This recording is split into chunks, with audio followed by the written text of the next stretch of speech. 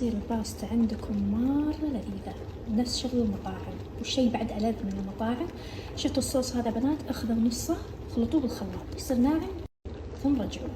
لا تاخذون كل الفطر، لا خلوا كذا قطع فطر حلوة تكون مع الباستا، بس اخذوا نص الخليط خلطوه بالخلاط ورجعوه، تعطي طعم خرافي.